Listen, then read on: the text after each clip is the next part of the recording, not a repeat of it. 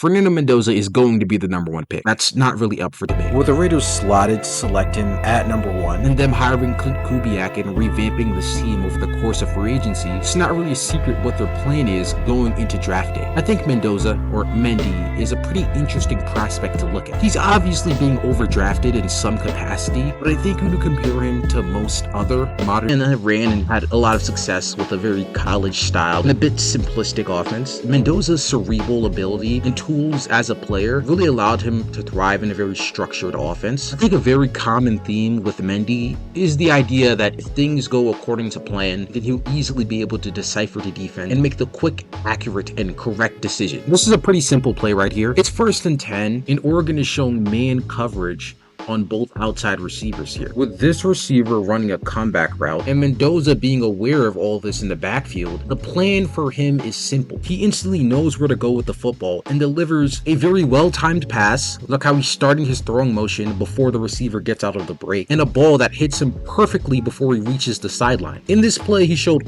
quick pre-snap recognition and very good mechanics and accuracy. Indiana took advantage of those really good qualities of his by consistently running quick action and plays that highlighted his great pre-snap recognition and developed mechanics. Indiana lived off of the RPO this season, and Mendoza was the perfect quarterback to run it with. With the outside receiver right here, running an inside slant one-on-one with this corner right here, Mendoza at the top would hand the ball to the running back right here and read if this defender would come up into the hole to guard the running back or drop down into coverage to cover the slant route.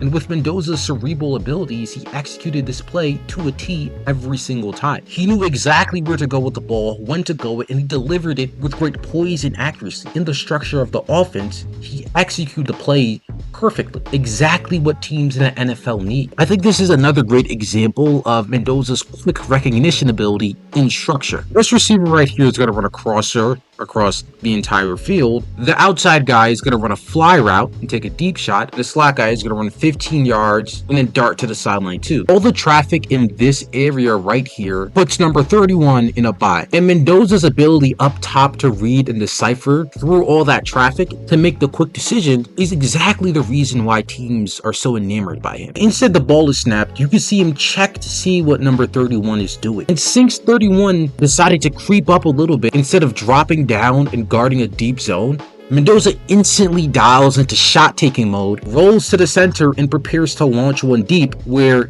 he ends up having a one-on-one opportunity with the wide receiver. Now, even though this ends up in an incompletion, his pre-snap ability to instantly recognize a tipping point of the defense and even quicker make a split-second decision on how to attack it is some very high-level stuff. Problem comes when things don't exactly go according to plan. I think this play right here shows the exact issue with Fernando Mendoza as a prospect. So pre-snap, we know he has trips on this side with some off coverage from the defensive backs. But to Mendoza's right, which is the more important part here, he is press man one-to-one coverage with the receiver at the top running a fly route. And similarly to the last play, that means the safety right here is in a bind. Depending on if this guy drops back to cover the deep zone or if he goes forward a bit, Mendoza could potentially have a one-on-one coverage. This safety drops into the middle of the field, which means Mendoza does have the one-on-one shot with the wide receiver at the top of the screen. The problem is he doesn't feel comfortable throwing this, and instead of moving on to his second read, sprints out of a clean pocket and runs directly into pressure. See, he didn't feel comfortable throwing to his first option, and instead of progressing through his reads on the other side of the field like a better quarterback would do, he leaves a perfectly clean pocket and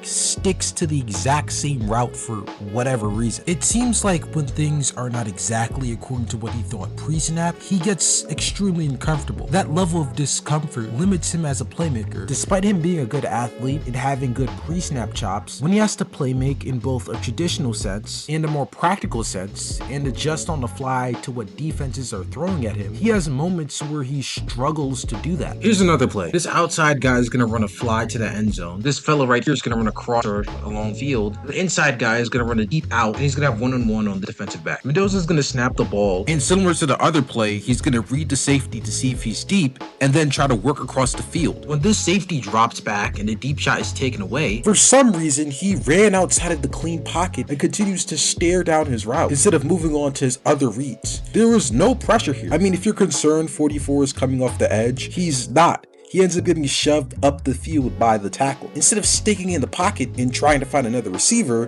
which, he had number 3 open on the out route, he instead sprints across the field directly into pressure with his eyes glued onto a guy who's in a double team. And what do you know? He ends up throwing the ball away. I think it's pretty obvious that Mendoza isn't a natural born playmaker in the traditional sense, and I think it's very obvious that his post-snap ability is extremely volatile. And while I don't expect him to ever be an elite playmaker, frankly, he doesn't need to be. That's not his playstyle. I do see some good flashes of post-snap adjustment from Mendoza.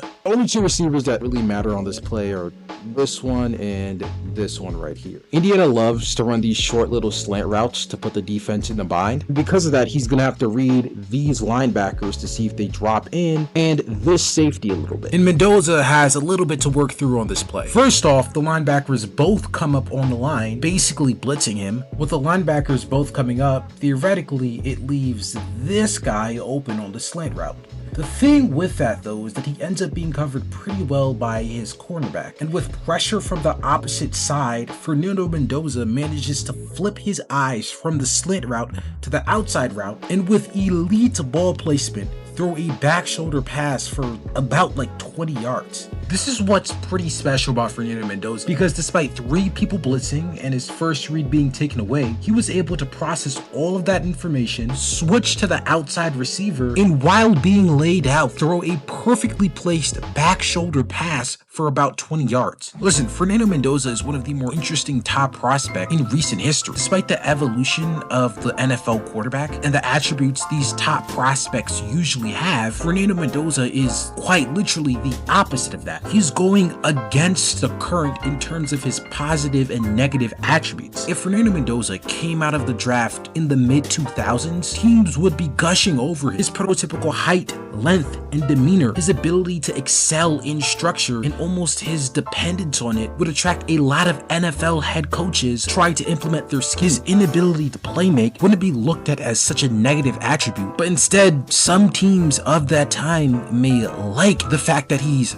quote-unquote not trying to do too much. In an era where the quarterback position is as fluid, versatile, and adjunct from the prototype model that's been built up over the past few decades, Fernando Mendoza is the exact stereotypical #1 quarterback that you could think of in your mind. The problem is, he's entering the NFL 15 years too late. You need a little bit of play extension. You need to do something beyond just playing inside the structure. Mendoza's tendencies to get uncomfortable when things go slightly out of whack could shape his entire NFL career. Still, I'm not too worried. With what the Raiders are building in Las Vegas, and the fact that he already has some advanced qualities to his game, I think Fernando Mendoza will be an exceptional quarterback. And with the talent that he looks to have around him already, I have no doubt that he will be successful. Thank you, and have a good day.